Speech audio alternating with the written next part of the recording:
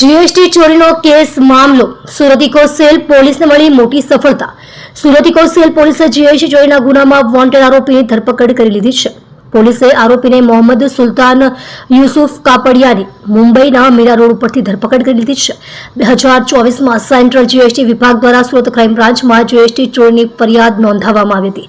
અગાઉ આરોપી મોહમ્મદ રઝા ગભરાણીની ધરપકડ કરાઈ હતી। ત્યારબાદ આ કેસની તપાસ સુરત ઇકો સેલ પોલીસને સોંપવામાં આવી હતી।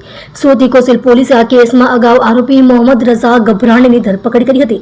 ત્યારબાદ તેની પૂછપરછ કરવામાં આવતા હાલ પકડાયેલ આરોપી મોહમ્મદ સુલતાન મોહમ્મદ યુસુફ કાપડિયાનું નામ સામે આવ્યું હતું। આ સમગ્ર જીએસટી ચોરીમાં બંને આરોપીઓએ અલગ અલગ પેઢીઓ ખોલીને ખોટા બિલો બનાવી ગેરકાયદેસરના નાણાકીય વ્યવહારો કર્યા હતા, જે થકી સરકારને કરોડો રૂપિયાનું આર્થિક નુકસાન પહોંચ્યું હતું। તમને જણાવી દઈએ કે તપાસ કરતા કુલ રૂપિયા 1814 કરોડના ખોટા બિલો આરોપીઓ દ્વારા બનાવવામાં આવ્યા હતા। આ સમગ્ર મામલે ઇકોસેલ પોલીસે મોહમ્મદ સુલતાન યુસુફ કાપડિયાની ધરપકડ કરી લીધી છે અને આગળની કાયદેસરની કાર્યવાહી હાથ ધરી છે। જીએસટી ચોરીના વોન્ટેડ આરોપીની ધરપકડ।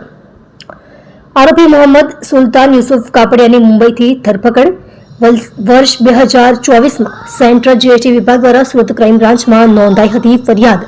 આ ગુનામાં અગાઉ આરોપી મોહમ્મદ રઝા ગભરાણીની થઈ હતી ધરપકડ। આરોપીઓએ અલગ અલગ પેઢીઓ ખોલી ખોટા બિલો બનાવ્યા હતા। ખોટા બિલો બનાવી આરોપીઓએ ગેરકાયદેસર નાણાકીય વ્યવહાર કરેલ। આ ગુના આચરી આરોપીઓએ સરકારને આર્થિક નુકસાન કરેલ। આરોપીએ કુલ રૂપિયા 1814 કરોડના ખોટા બિલો બનાવ્યા હોવાનો ખુલાસો ઇકોસેલે મોહમ્મદ સુલતાન યુસુફ કાપડિયાની ધરપકડની કાર્યવાહી હાથ ધરી।